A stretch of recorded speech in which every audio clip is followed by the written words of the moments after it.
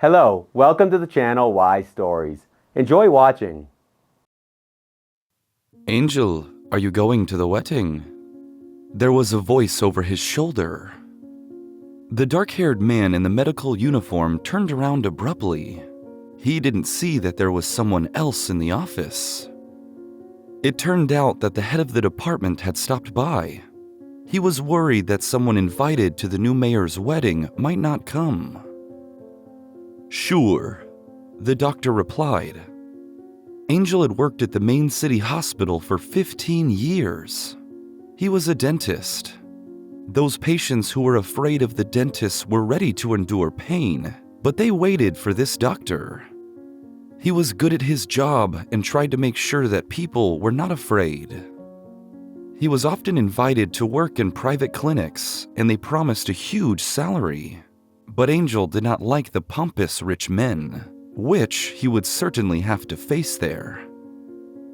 Hurry up, Juan doesn't like when people are late. He is a very serious man. You know how important it is to show your best.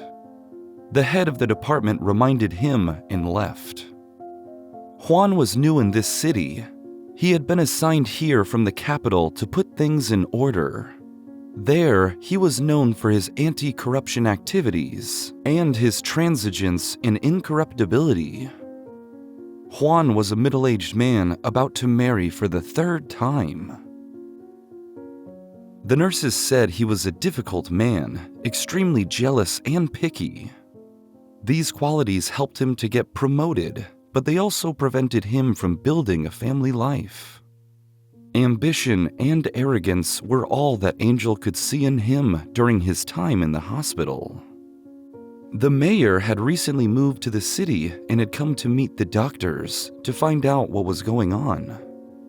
He showed up at the hospital at 8 a.m. and talked to each doctor, listened to the complaints, and made notes in a notebook. That's how their meeting took place. And later, the new mayor personally asked the head of the department to invite the staff to his wedding. Employees of the Department of Culture and City Hall staff were also invited. He wanted a lavish celebration and to show everyone that he was the boss there. The junior staff was not invited. Juan only wanted to invite those who could be of use to him later on.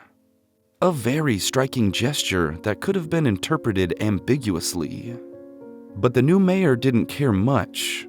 Someone was already secretly calling him a dictator. Angel finished working with the last patient. It was a child. At 40, Angel had no children. That was just how life turned out. He remembered family life like a nightmare. Everything was as usual. He loved one woman, married another, was married for 5 years, and divorced. Now he was single, an in-demand specialist. He didn't even think about having a family, but he always wanted to have children. A couple of years ago, Angel had even considered adoption, but it never became a reality. He got into his car and stopped at the mall on his way home. It was already getting dark outside. October had shortened the day and scattered yellow leaves everywhere. What should he buy for the mayor as a gift? Still, Angel didn't understand why he had invited so many strangers to such a personal celebration. Could it be that the wedding was just an excuse for him to show off in all his glory? Angel had bought a picture for the mayor. It had the forest, the mountains, and the river. The frame was also very beautiful. Involuntarily, he thought that his apartment lacked this kind of beauty. He had no shortage of money, so he decided he would definitely buy the same one. At home, Angel put on a shirt, pants, and tie, cleaned his shoes, took the artwork with him, and got into his comfortable, spacious, fancy car. It was going to be a long drive. The mayor apparently decided to settle here for a long time and bought a large country house. The party was taking place there. An hour later, Angel met his colleagues at the gate and headed to the celebration with them. The official part had already taken place in the afternoon, and now an imposing, mannered man and his beautiful wife in a wedding dress were sitting in the center of the table. The bustle seized him. Angel left his gift where everyone else did. The mayor nodded to him, smiled, and immediately switched to the other, more important guests. "I see why we're here," the therapist whispered in his ear. "He must have no friends, but he wanted a luxury party. We're here as extras, plus we owe him a favor, you know. He invited us to his wedding. There are some people from the police department here too, a local judge, about 200 people judging by the tables." Angel nodded in agreement with his colleague. Only a lonely man with an incredibly inflated ego would dare to make his wedding into a presentation of his luxurious life. Such a mayor could hardly be trusted by the common people. He should have been more modest. Angel was sitting at one of the tables when suddenly the bride walked by. She was chatting with a bridesmaid about something. "Olivia," Angel called out to her. The girl did not turn around. He couldn't believe he'd met her here. He couldn't believe she was alive and that she was the mayor's wife. "Olivia, Olivia," he called out to her. Angel ran up to her and looked into her eyes. It was her, only a little older and 100 times more beautiful. When he'd known her, Olivia had been a student. She had bangs and brown hair. She wore simple sweaters and didn't paint her nails. An ordinary girl, a medical student. Angel was a second-year student and she was in her first year. He didn't understand why he liked her so much. When he was young, Angel was a handsome guy, and a lot of girls were hitting on him. But she was the only one he liked. Angel approached her and asked her out, and Olivia said yes. Thus began their romance. They kissed everywhere, in university classrooms, under the stairs, on the rooftops of high-rises, and in the park. They couldn't get enough of each other. It was the first time in his life that, as a boy, had experienced such strong feelings. He was ready to die for her, and she felt the same about him. It was a great mutual love. Angel's parents didn't like Olivia. She was the daughter of a simple nurse, but everyone in Angel's family was proud of their academic success. Both Angel's mother and father were highly accomplished professionals. Angel was their only son, and his parents loved him dearly. When he took Olivia into their home, she was well treated, and they were always kind to her. But as soon as the door was shut behind the girl, his mother asked in a doomed voice, "Maybe Angel should think about the daughter of her friend. She studied abroad." The relationship with Olivia lasted a long time. They decided to live together, but they never had time to move in together. They started quarreling, arguing, usually over nothing. Angel couldn't remember exactly what they had argued about, but he decided that Olivia would calm down and she would come crawling back, and Olivia must have thought the same thing. Eventually, they just broke up. Soon, Angel saw Olivia with someone else. They were walking hand in hand in the park. That day, he texted his old friend Paula and asked her out. So he started dating someone else and only learned a month later from a mutual acquaintances that the guy was Olivia's cousin. He wanted to get it all back. He went to see her, but she chased him away, saying it was too late.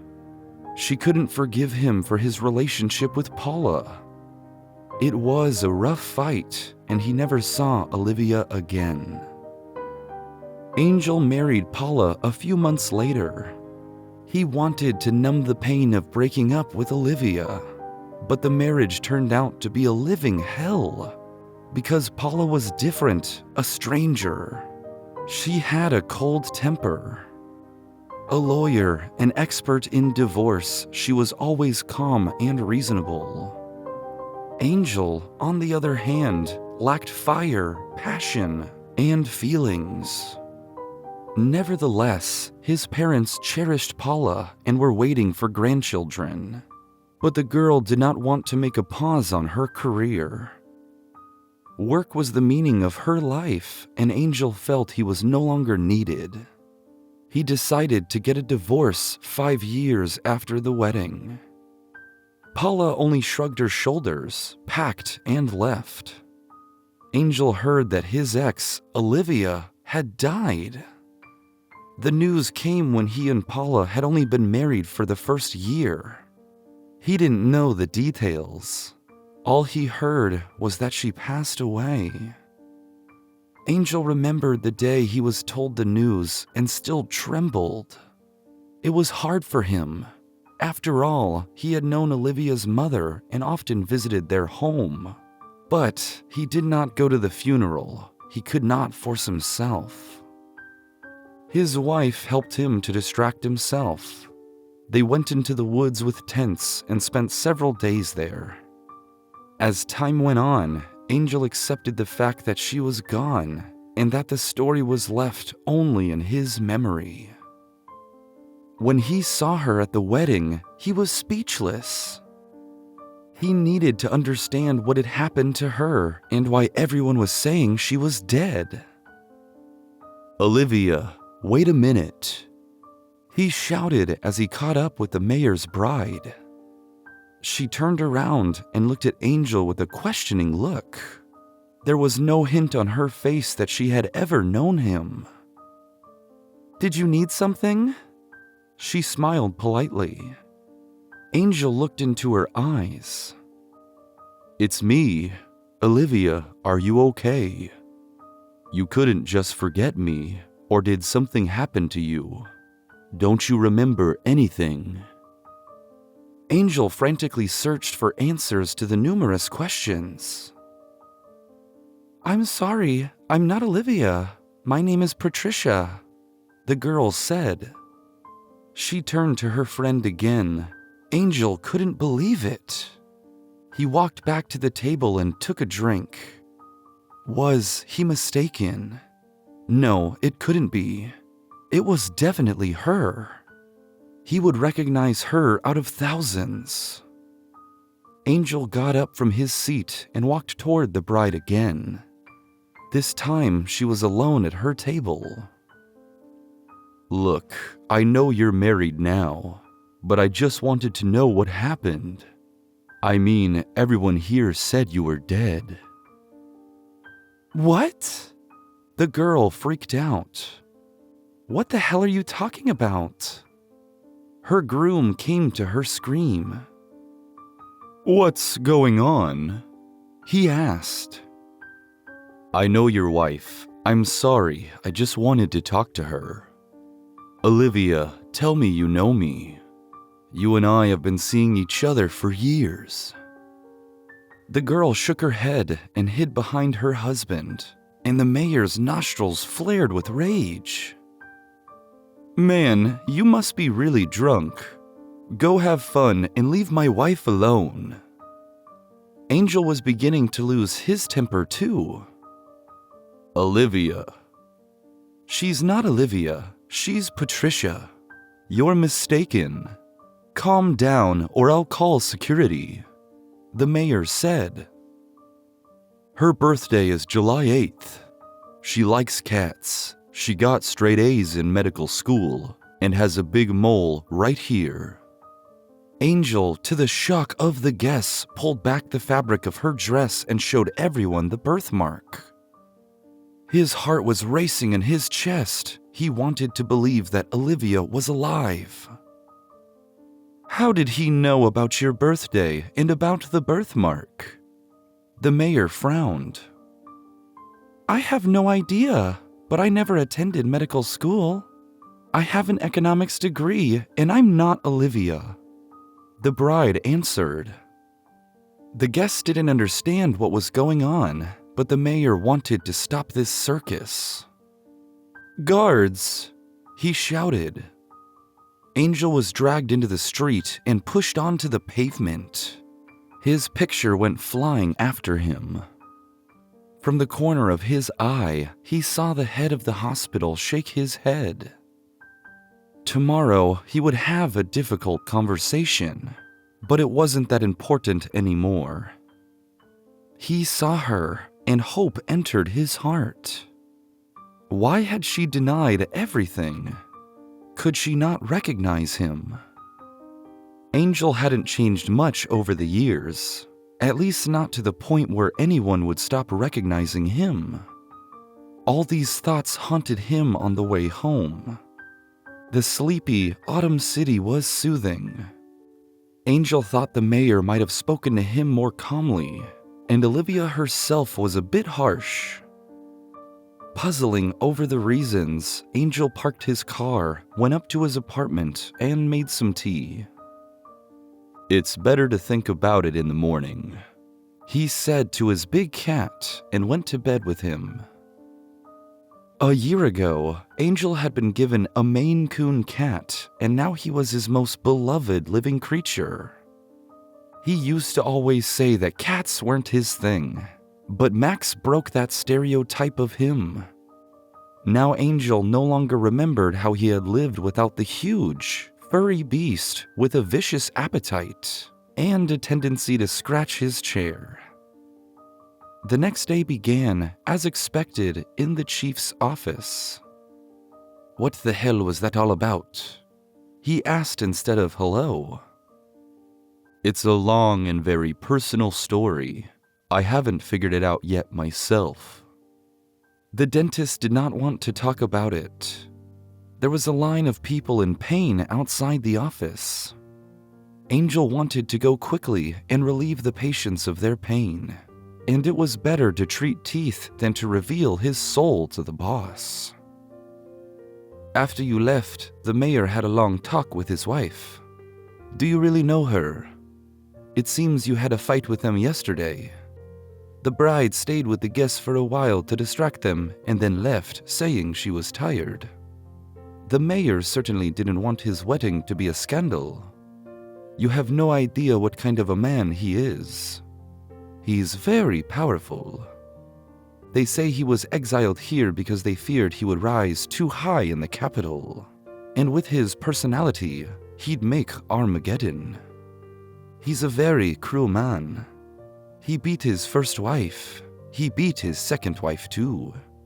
He's a very jealous man. You just set his wife up yesterday. Angel raised his eyebrows. There's a lot he didn't know about him. I'm really sure I know this woman. She was very important to me. The head of the department looked at Angel for a moment and took his glasses off his nose. It was stupid to scandalize anyway. You set me up too. Sorry, it was spontaneous. The mayor overreacted, and so did his wife. They didn't even try to figure it out. They talked right until the beginning of the workday. Angel almost ran to the office. Patients were always nervous if a doctor was late. Fortunately, there weren't too many of them today. Angel spent the day as usual. At lunchtime, he began searching online to find the mayor's wife, who she was, and where she was from. There was a lot of information. It would be stupid to show up at their doorstep, so he looked for an opportunity to meet her outside the house. He managed to find out that she worked at a local business center in a senior position. Angel quickly found her phone number and called. You can come talk to Patricia this afternoon. She just got some time free. Would 5 p.m. be convenient for you? The assistant asked. Certainly, thank you. Angel hung up and sighed. He couldn't wait to see her. The day seemed endless. Could it have been a mistake? But why Patricia? Olivia had a different middle name, too. How could she have changed her whole life? These questions kept overwhelming him. Angel was working non-stop that day so he could finish early. Fortunately, people with a toothache don't make a habit of being late. It was still light at 5 p.m. It was gloomy and windy outside. He parked his car, brushed his hair, and looked in the mirror. She'll probably kick me out, but I have proof. On the way to the business center, he stopped by his home and grabbed his vintage photo album. It had pictures of them together. I wonder what she would say to that. After getting past the security post and the receptionist, he found himself in her office. There were bright walls inside, pictures of some bridges, and a fragile girl was sitting at her desk, with her blonde hair pulled into a high ponytail. She wore a dark suit. Her fingernails were dark blue. "Good afternoon. I'm listening to you," she said and looked up. Angel sat down in a chair and handed her some pictures. "Before you chase me away, take a look. I don't know how you can deny it." The girl was confused and looked at the pictures. Her eyebrows went up. She took off her glasses and then put them back on. "Oh my God, it's me, but it's not me," she declared. "I just want to understand what happened. It's Olivia in the pictures. She was a medical student. She and I dated for a few years. Then we broke up because we were stupid. I was told she died, and I put up with it and lived a normal life until I saw you. Do you understand what is going on?" The girl was listening intently to Angel, glancing from time to time at the pictures. "I thought you were crazy or wanted something from me. You know, you shouldn't have come near me in front of Juan anyway. He's very impulsive." "I heard he used to hit women. Why did you even marry him?" the dentist said. The girl shrugged her shoulders. "He didn't hit me yet. You know, there's a lot of good in him, and everyone has past mistakes. But it doesn't really matter, right? Do you realize it's not me?" she asked. Angel crossed his arms across his chest and shook his head. "I was right yesterday about the birthmark and your birthday."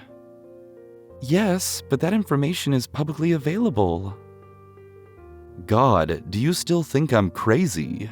That I'm stalking you? Look at the pictures. They're faded because I've been going over them a lot. I loved that woman." He was starting to lose his temper. "She was lucky to have you." She also lost her temper for a moment and was about to kick him out the door. Angel smiled. "You even get angry just like her. Olivia was very impulsive, very." The girl stood up and walked over to the filing cabinet. She threw the documents in front of the visitor's face. "Look here, this is my diploma. I graduated in economics from Capital University. I did an internship there. I've never lived in this city. I just recently came here with my fiancé. My name is Patricia, but you're right about the birthday and the birthmark." Angel looked at her and realized what could happen. "There is only one option." "What is it?" she asked tiredly. "If I knew a woman exactly like you and your birthday was on the same day, then you had a twin sister. The birthmark confirms that theory too." Patricia shook her head. "I'm not adopted. I have a mom and a dad." My mom works for the city government. Dad is an interpreter. But there are no other options anyway. Patricia grinned. I'm sorry, I have to work. You surprised me, but it's just a coincidence. The girl in the picture just looks like me.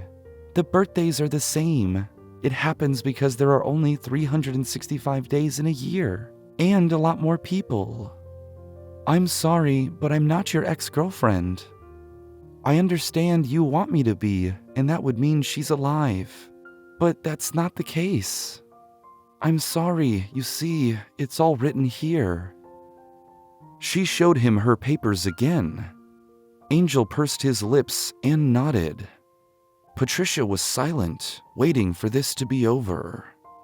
Angel shook his head and just walked out. On his way home, he stopped at a local bar. He went there regularly, every Saturday. It had a cozy atmosphere, good music, and good drinks. Sometimes local musicians performed there. They were pretty good at doing covers of famous hits. Angel sat there for over an hour. He reflected on the fact that he would probably never forget Olivia. First love is never forgotten. But how rarely does it grow into something more? The bartender poured him another shot of whiskey, and he felt better. Patricia had made a bad impression on him. Only now did he realize that a person couldn't change that much. Olivia was simple, sympathetic, and kind. She would never wear a tight suit or speak so carelessly to anyone. She had a bad temper, but she was the kindest person in the world. He realized he missed her, and there was nothing he could do. She was gone. He should have gone to her funeral. It would have been easier for him now. He wouldn't be looking for phantom hopes. At home, hugging the cat, Angel firmly decided that he would forget everything that had happened, like a nightmare. It was just a false hope that painfully scratched his gut. But it was over now. Olivia was gone, and he should visit her grave. Morning came suddenly, as if the night had never happened. He was hungover, but fortunately, he didn't have to go to work. Angel spent the day looking for a hobby. He couldn't dare enroll into skydiving school or go to boxing. He needed to make a change in his life, to bring something into it that could fill the void inside. If it weren't for the damn wedding, he'd still be living the life he'd had before, dating 2 nurses at the same time. Ursula, damn it, I forgot to call her. With all these events, Angel lost his personal life. He invited a girl home for the evening. Raquel was supposed to come over a day later. They were 2 nurses from different wards. They did not communicate with each other. He told the girls right away that he was not ready for a serious relationship, but could only offer fun together and intimacy. But it was not easy to resist the handsome dentist. He changed his girlfriends from time to time. Some of them began to insist on something more and left without getting what they wanted. Others would find more reliable partners and break off relationships to build a family. The next morning, Angel woke up in the arms of a pretty, swarthy girl.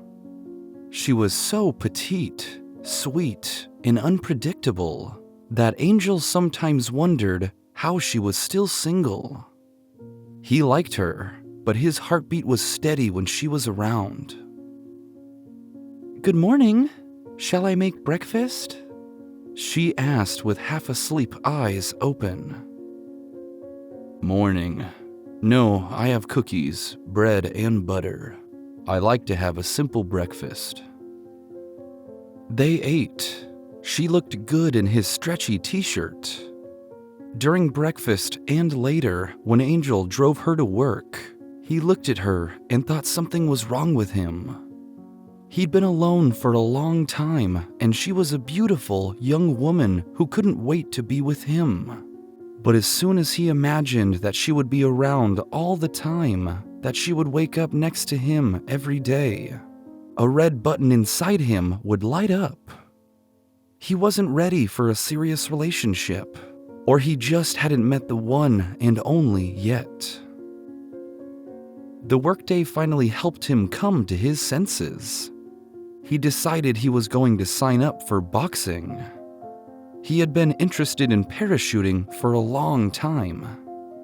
Back in the years when he was dating Olivia, they wanted to enroll in skydiving school together, but it didn't work out. No need to touch those wounds. It was a half an hour to the end of the work shift. Next, he called out, hoping the hallway would be empty, but he heard the thump of heels on the tiles. It was Patricia, the new mayor's wife. "Trouble with your teeth? Come in." He smiled. For a second, he actually thought she might have come to him because of a toothache. But then, he thought it was unlikely that such a man's wife would wait in line to visit a free doctor in a municipal hospital. "Good afternoon. Angel, you are not easy to find. You didn't leave any information about yourself, and I can't ask my husband. You know what kind of person he is. Fortunately, my secretary wrote down your name." She took a seat in the patient's chair. Seeing her, Angel felt that everything inside him was turning upside down again. His old mental wound had just crusted over and was about to heal, but she had cracked it open. Just when he had disinfected his heart wound with liquor at the bar, and Ursula had helped anesthetize it, everything went to hell. "I couldn't help thinking about everything you said. I was at my mom's yesterday. I thought you should know that."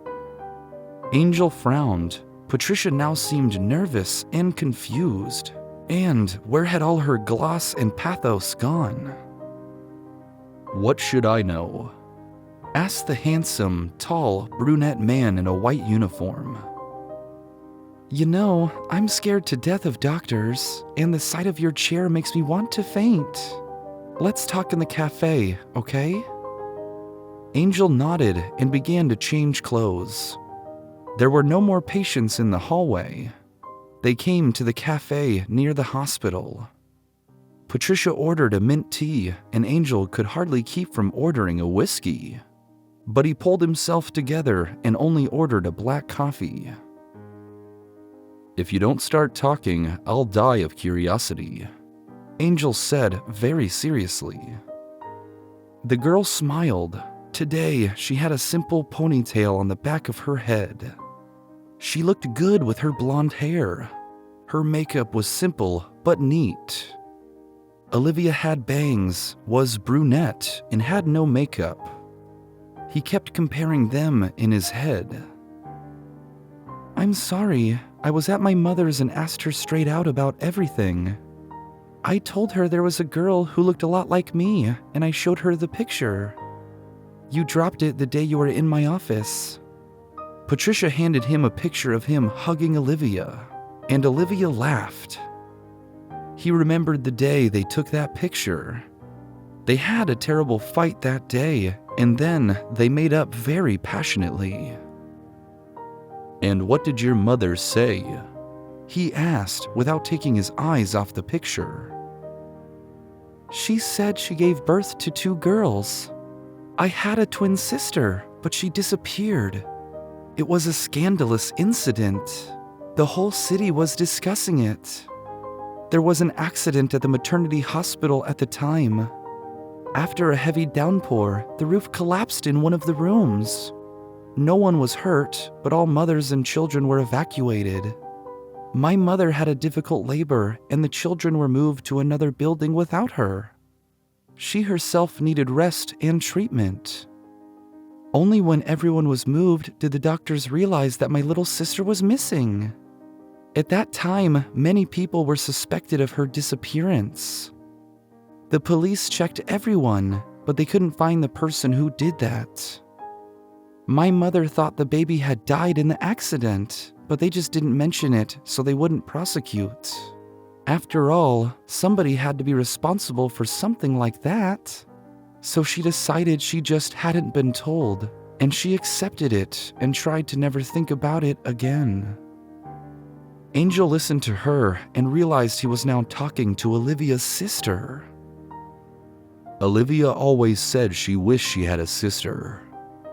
The girl's lips trembled and tears rolled down her cheeks. Now when I know I had a sister, I never got to know her. It makes me sick. Mom said she wanted to visit her grave. I could get the detectives involved, but Juan wouldn't let me. I didn't tell him anything at all. After the wedding, he got kind of gloomy. He always suspects me. By the way, it's your fault he's jealous. He says you couldn't just find out about the birthmark. Maybe you should have told him you had a sister and that I wasn't crazy and hitting on you at the wedding, Angel asked ironically. For a second, anger flashed in Patricia's eyes. You know, I could have said nothing to you. It's just that you accuse me of your husband being an unstable tyrant, both at work, where it may still be considered acceptable, and in his family. You married him. You should at least ask about what happened to his 2 ex-wives. Patricia jumped up from her seat. You know what? His ex-wives were annoying us with calls. They both wanted to go back to Juan, despite his personality. He's a real man, unlike others. Courage is a rare quality these days. Men have all grown beards, but you're still fragile girls on the inside. I've been looking for a man who's stronger than me, and I found him. Whoa, calm down. Angel interrupted her. You're just as hot-tempered as your sister. She was the same, and you know I liked that about her. And they say that twins are not alike in character. Patricia smiled. Tell me about her. They talked for a couple of hours. Then Patricia got a call from her tyrant husband that she had to leave. They arranged to meet in a day and visit Olivia's mother. Angel knew where she had worked before and hoped to find her himself. Before meeting Patricia, Angel called the maternity hospital on the outskirts of the city where Olivia's mother, Laura, used to work as a nurse. He asked to get her on the phone, and when he heard her voice, he hung up. It was not easy for him. His heart was pounding in his chest with excitement. It was as if he was tearing apart an old wound inside him. Maybe it would be good for him to say goodbye to the past once and for all. After all, he never said one last time he loved her. He was sorry. He chickened out and didn't go to the funeral. Maybe that's why he didn't realize she was gone. To him, she just disappeared. When he saw Patricia, he knew it couldn't be Olivia.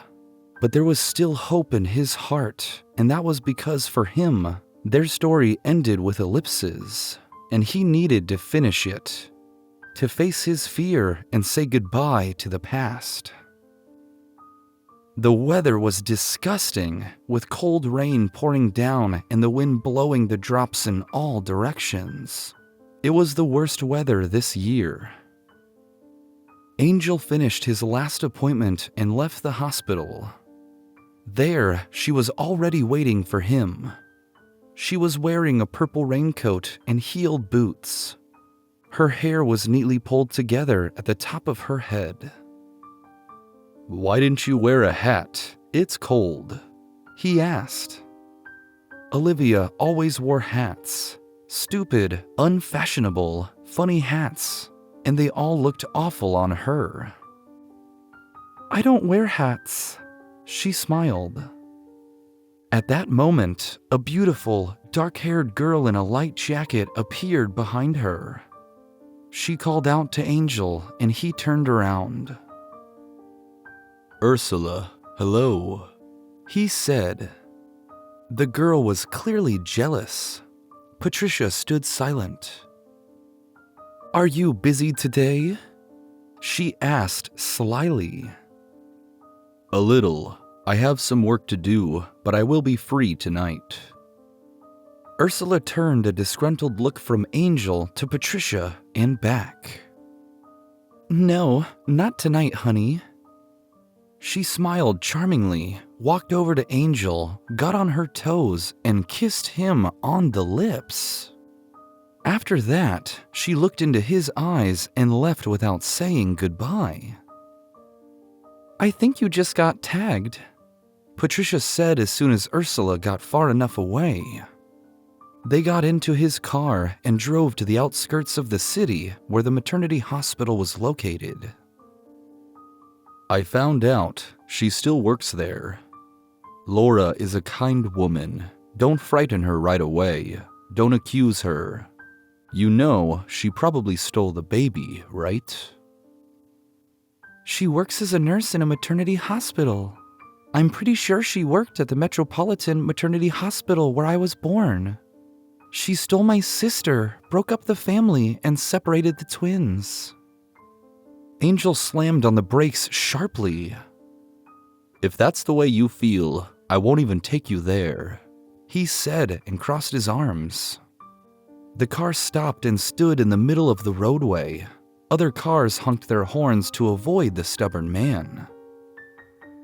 I can find her without you. You know that, don't you? Of course I do. Tell your husband the whole story. I think his ambition won't play in your favor. Patricia didn't know why she was afraid to tell him. Maybe she was really afraid, or maybe she was just looking for a meeting with Angel.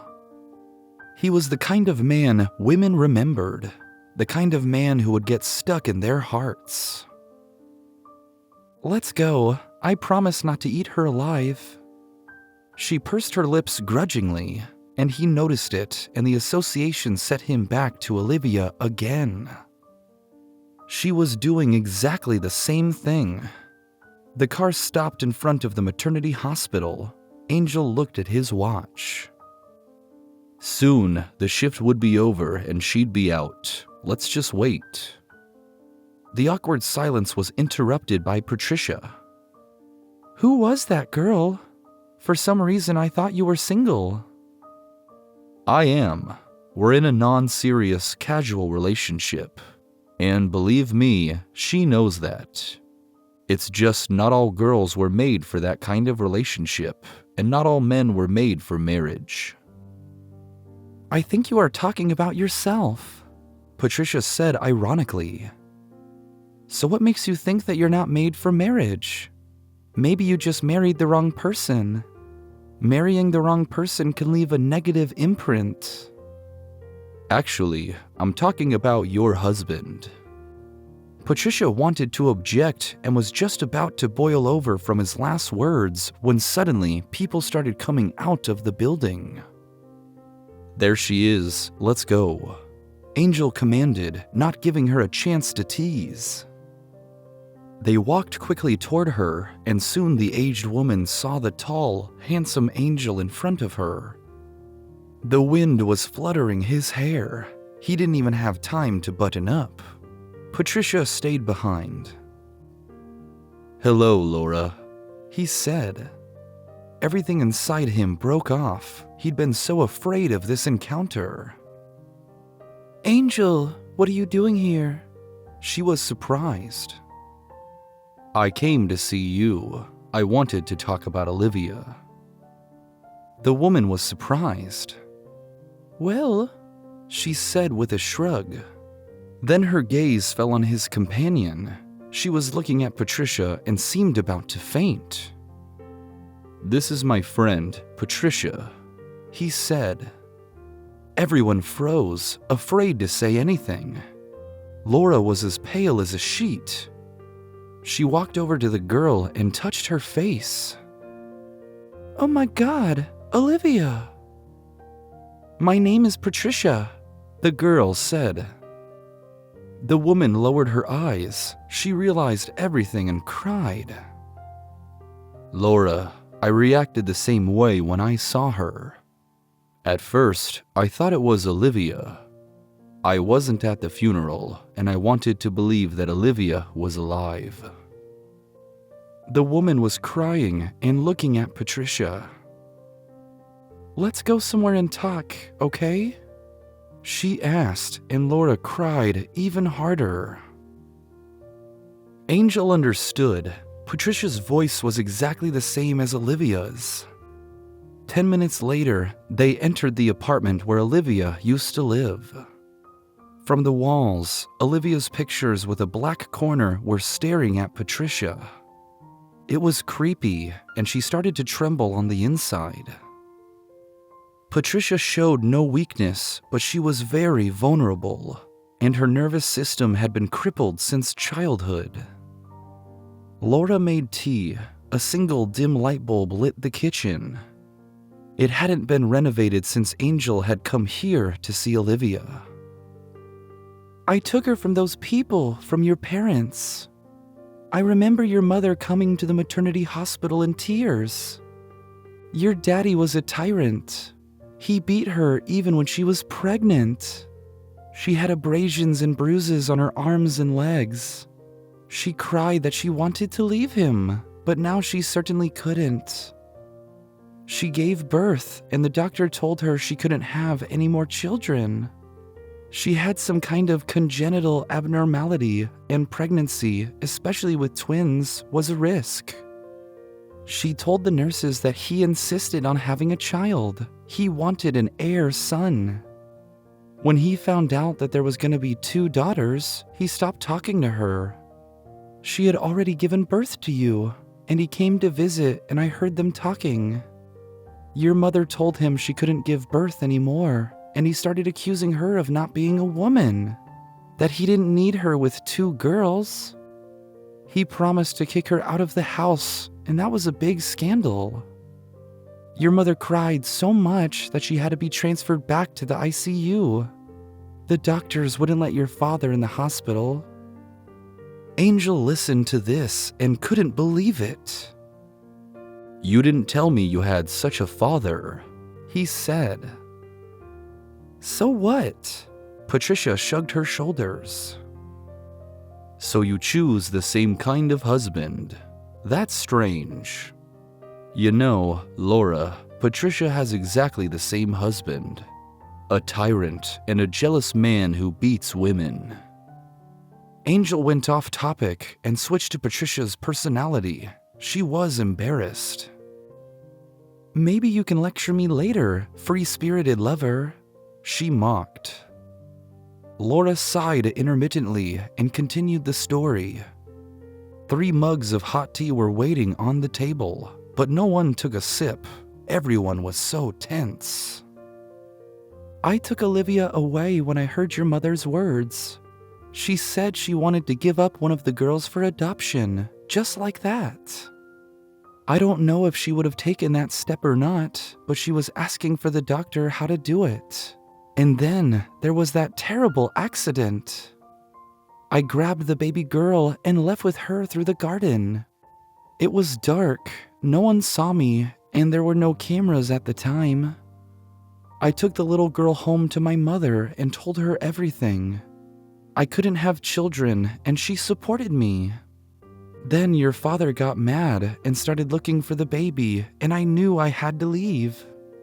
Mom sold her apartment in the capital, and we were able to buy this one and pay a lot of money to get the papers for Olivia. It was as if she was my biological baby. It all worked out, and I was sure I had saved a girl from a life with a horrible person or from an orphanage. I would have taken you too, but I was afraid. Angel looked at Patricia. He expected her to start yelling, but she was crying. She is still living with him now. He's rich and can do anything, but he couldn't track you down. He beat my mother and me, and that's the way it's always been. We were afraid of him. I was a straight-A student, but not because I wanted to, or because I was smart. I was afraid he would punish me. He beat me during my whole childhood. He was a terrible man." "You're right, but you didn't just steal his child. You robbed me of my sister and took my mother's child. And I don't even know how to feel about that now." Patricia said this through her tears and cried. Angel had not expected this. He found himself in the company of two crying women and didn't know what to do. He wanted to cry himself, but he knew that he would be embarrassed in front of Patricia. Laura and Patricia embraced and cried for a long time, while Angel sat beside them dying of embarrassment and sipping tea. Eventually, he burned his tongue with the tea and cried out loudly, and it ruined the whole atmosphere. They both looked at him, and he froze with the mug near his lips. "I'm sorry," he said embarrassingly. Patricia smiled. Laura smiled too and wiped away her tears. "Why didn't you come to her funeral?" she asked. "I was scared. I didn't want to see her like that." "If you had come, it would have been different. She gave birth to your baby. I was sure I could adopt her baby, but the local government wouldn't let me. They said the wages were small and that the apartment was not in my ownership. It still belonged to my mother at the time, so I started registering it in my name. And when I reapplied, the child had already been adopted. You have a son. Olivia didn't want to tell you. She said you already had another woman." Angel grabbed his head, trying to comprehend everything he had just heard. "A child. I had a right to know. Where is he now? Why didn't you come to me when they took him away?" He went back and forth. The meeting took a turn that no one was prepared for. Angel started asking Olivia's mother about the baby. It turned out that Olivia had been pregnant when they broke up. At first, she did not know, but when she found him with another woman, she decided to keep the pregnancy a secret. She gave birth to the baby and then got into an accident. The baby was also in the car, but he didn't have a scratch on him. The driver survived, and Olivia covered the boy with herself and saved his life. She didn't even make it to the ambulance. Angel didn't know that, and the details were eating his mind. Angel was several weeks old. She took a cab to the pediatric outpatient clinic with him, and they never gave him back to me. The child welfare authorities took him away. I think it's karma. I stole someone else's baby, and now I've had mine stolen, taken away. Maybe some childless rich guy paid to take my angel." "She gave him my name." There were tears in Angel's eyes. Laura nodded. They sat and drank tea for a long time. Then Patricia's phone rang and she hurried away. Now they learned that they had a relative. He was 9 years old. His name was Angel. He was Patricia's nephew and Angel's son. "What are you going to do?" he asked her when he stopped the car near the business center. That's where she'd already parked in the morning. "I don't know. Let's go to her grave tomorrow. I'll see what I can do and see if I can get some information myself." "Okay." Angel looked at Patricia. She was as anxious as he was. He felt like hugging her in some old habit.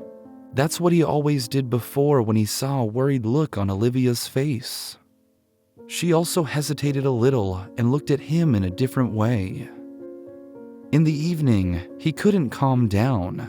He's a father. Is that even possible? He desperately wanted to go to his son, but he had to wait. In the morning, Angel went to work, and there, during breaks, he called the local child welfare agencies and tried to find out information about his son. As is often the case, one person referred to another. No one knew anything, had no information, and wasn't going to help him. By evening, exhausted, he met Patricia and they drove to the local cemetery. Walking along the wet path, they held hands. It was scary and exciting. When Angel saw her grave, his legs became weak. From the tombstone, Patricia's copy was looking at her, only with dark hair. They stood there for a long time, and each of them spoke to Olivia in their thoughts. Before they knew it, they were embracing each other. Angel pulled her against him, and she clung to his arm. It was cold and wet, and they were both crying. Angel thought that he hadn't experienced it when she was buried, and he had to experience it now. There was no way to escape reality anyway. "She's gone. Come on, let's go," Patricia said, putting 2 red roses on the ground. They walked back through the cemetery, wiping the tears from their faces. The car roared and took them to the cafe in the city center in 10 minutes. They decided to warm up and have coffee. It was dark and noisy inside, but they sat there without smiling, each going through their grief. "I never thought it would be like this," Patricia said. "Neither did I. And if someone had told me that I would sit and talk to Olivia's twin sister like this, having just visited her grave, I wouldn't have believed it. Life isn't just unpredictable, it just seems to mock." Patricia nodded, warming her hands on her warm mug. "I have to get home," she said. "Will you tell him?"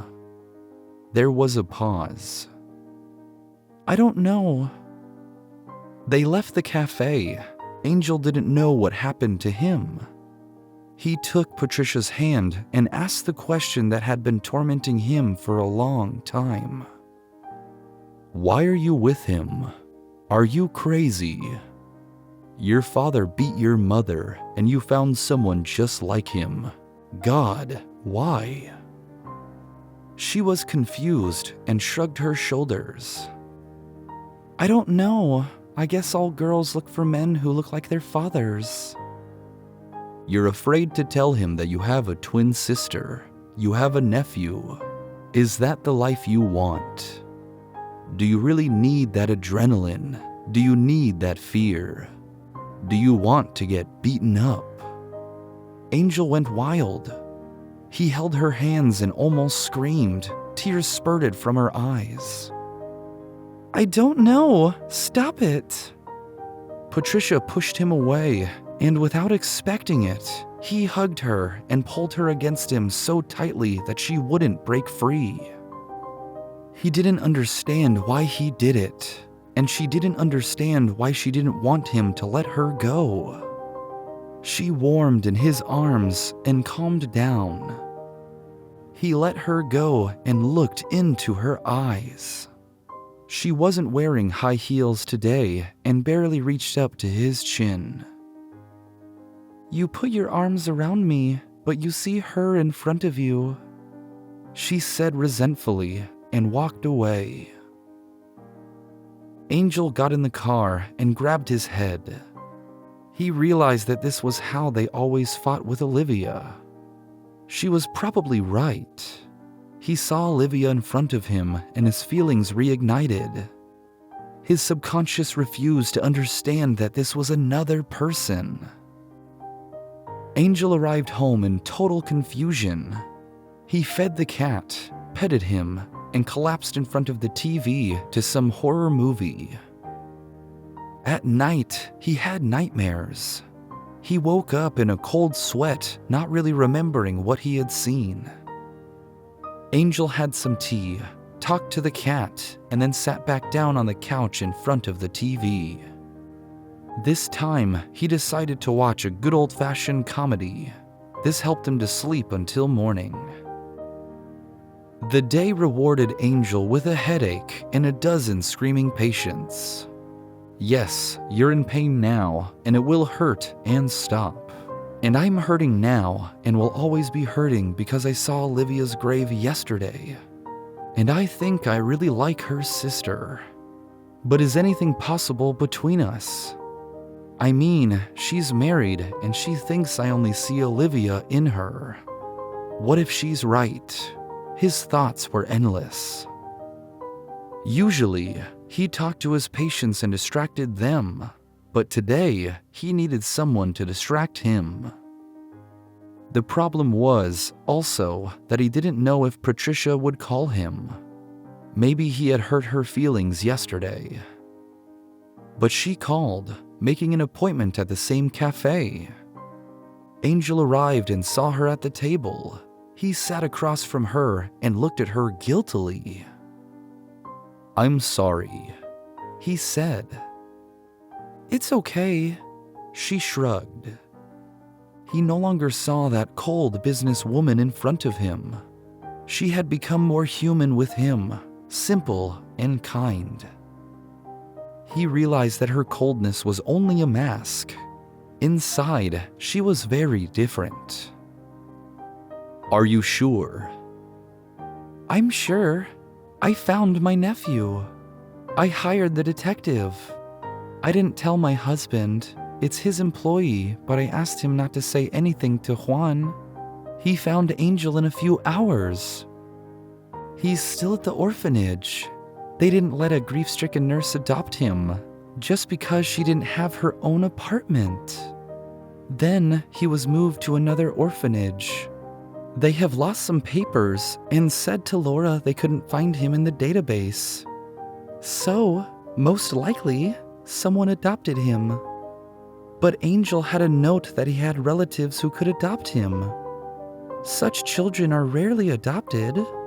The foster parents want to make sure that no one will come and take the child away from them. So we can take him. But who will take him? You or me?" Angel smiled. "That's terrific news. Let's go there right now. I'll make arrangements and they'll let us in. I'll take him. You can't. You have a tyrant husband." Patricia shrugged her shoulders. "But we are wealthier. My husband is a rich man, and I can't have children. We can't. We tried, but to no avail. I guess it's because of me. Juan got examined and said there was nothing wrong with him. What if we adopted him and you can come to visit?" Angel took her hand.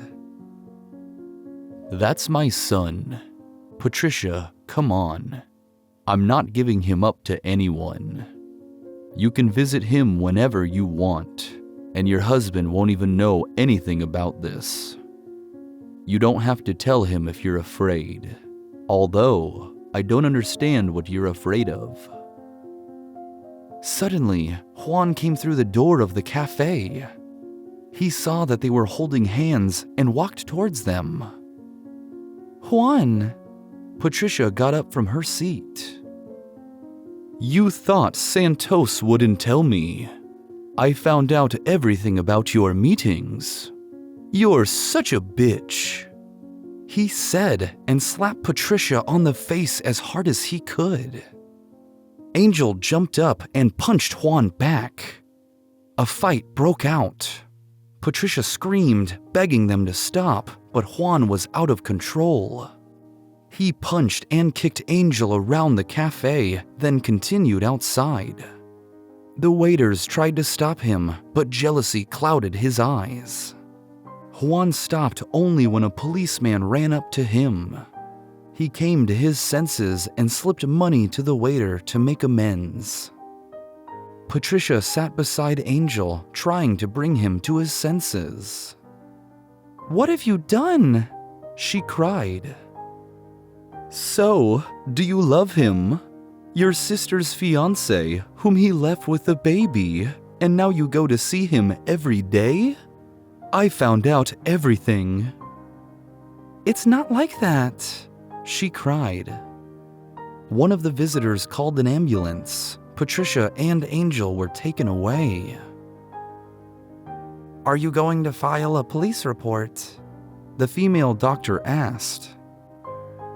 "No, he's a very powerful man. That doesn't make any sense." Angel opened his eyes the next day. She was sitting in the room.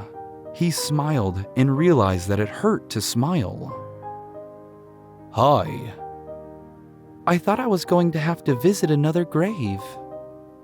"You have a good sense of humor," he said, trying to get up. Patricia laid him back down. "You have a concussion. You've been unconscious for a long time. This is your hospital. I asked the doctors to take you here." "What did I miss?" he asked. Patricia shrugged her shoulders. "I got a call from my father last night. Someone had videotaped Juan beating me and then you. He said he wouldn't just leave it like that. Juan ended up going to jail this morning. Yes, he's very powerful, but so is my father. He works with the top politicians. He's a tyrant, but he loves me. My mother told him everything, and he's coming today. So I'm going to pick him up at the airport soon. I think we'll visit you again." Patricia was about to get up and leave. She looked at her watch and realized she was running late. Today, her blonde hair was loose. She used it to cover a bruise that no foundation could cover. "I'm not going to give you the baby. I'm the father. I have the first right of adoption, and I have a good job and a big apartment. Angel is my son and will live with me," he said in a serious tone. Patricia sighed. "I would never take him away from you. Yesterday I just suggested it. I didn't know how you'd feel about it, and I had no intention of depriving you of your son." She was about to leave when he called out to her again. "Will you divorce him?" "Yes, I think so." Patricia left and Angel was alone in the room. In the afternoon, almost everyone he knew came to see him. Ursula was the last one to stop by. She kissed him, stroked his hair, and asked who the woman was. "It was Patricia. I think I'm in love with her," he said. It was a revelation Angel hadn't expected from himself. Ursula shrugged her shoulders. "I knew it that night. I certainly wish you good luck. But if you happen to get lonely, call me." She smiled slyly at him, winked, and left. This way of breaking up was perfect. No tears, no tantrums. Angel once again thought that Ursula was gold and he didn't deserve her. But the reason was different. He really liked Patricia. He missed her. Although she had only recently been here. She came in the next morning. Her father entered the room with her. He was a fat, serious man wearing an expensive suit, a hunched nose and dark eyes that stared straight into his soul. After meeting him for the first time, Patricia's father said he was willing to help with the adoption, and Angel agreed. It's too bad if the child has to wait until he's discharged from the hospital and while he collects a bunch of papers. "My people are already working on it," he said. "Thank you. Thank you for reaching out to Patricia. If it hadn't been for your chance encounter, we would have never have known the fate of the other daughter. I had a bad temper back then and caused a lot of trouble. But when my child was stolen, I wasn't myself. We went to her grave yesterday. You know, I'm not gonna punish that woman. God is her judge. What's done is done, but I'd like to know how Olivia lived, what she was like. You should come and see us, and of course, I want to meet my grandson." "Of course, "No problem," Angel answered. When Patricia's father left the room, it was just the two of them. Angel took her hand. He didn't say anything to her, just held her hand and looked into her eyes. "You're looking at me now, but you see her," she said bitterly. "You're wrong. I look at you, I see how different you are. You're more mysterious, you have more devils in you, more things I want to know." Patricia smiled. "And you have a lot of painkillers in you." "I want to be with you, but your father said you would leave in the morning. I can't live without you." Patricia looked at him. He was serious. "I want to stay away from Juan. He was released today and dismissed. You know, he asked me to stay." "Oh, so now we don't have a mayor again. It's like a curse." "I need to leave." "You need to stay. We'll take him together and raise him. You're genetically identical to his mother. I don't think I dare suggest that to anyone else. I've been single for a very long time, but I'm willing to change it all for you." Patricia leaned over and kissed his forehead. "I'll think about what you said," she said. The next day, she went to the capital with her father. Angel called her every day and begged her to come back, and she arrived the day he was supposed to take his son home. The boy turned out to be an exact copy of Olivia, and therefore of Patricia. The two of them brought him home and told him the whole story from beginning to end. "And why didn't you live with Angel?" he asked. He was a clever and empathetic boy. He felt uncomfortable calling him father. He needed time to get used to it. "I'm not divorced yet, and your dad likes to live alone. I don't want to disturb him." "That's not true. I want you to stay." He intervened from the bedroom, preparing a room for Angel Jr. "Patricia, if you're an exact copy of my mother, I'd like to see you all the time, every day. I think that's what Mom would have wanted." Patricia had nothing to say to that. She hugged her nephew 100th time that day. It was a victory. Patricia called her father and told him she wanted to be here with her nephew. Soon, Patricia's parents came to visit, and Laura visited him almost every day. It was very strange when they came together. Patricia's mother and the woman who had stolen her child. However, by having a heart-to-heart talk, they were able to understand each other. Now their lives revolved around the 9-year-old Angel. He was a real troublemaker. He did not study well, but that was because he was lazy. He wanted to do sports, and Angel signed him up for boxing. He was going to sign up for boxing himself, but now he had enough to worry about, and he had to give up the idea of skydiving. When you're the only parent, you have no right to risk your life. Everyone had left. Patricia saw her parents off and then told them she would probably stay here. Here was her job at the business center and her nephew who needed her, and also here was Angel, his sister's one and only love. There was obviously something special about him because Patricia had fallen in love with him too. Only she was afraid that he would see Olivia in her eyes. When a month passed after filing the divorce, Patricia and Juan met to sign the papers. Patricia agreed to sign a waiver for any maternal claims. "You know, I'm kind of glad it worked out that way. You're not right for me," he told her. Patricia shrugged her shoulders. "I didn't know you were so unstable." "You drove me into it. You made me get into a fight and lose my job. I have to start all over again. Besides, you're childless. You are an inferior woman. I don't know how I could have married you. Both of my mistresses were against it from the beginning." Patricia grinned. "You change wives, but your mistresses are constant." "There are women who don't need a ring on their finger to be with me." "There are men who don't raise their hand to a woman.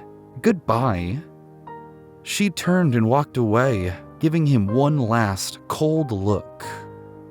She walked out the door, and Juan broke the pen with which she had signed the divorce papers.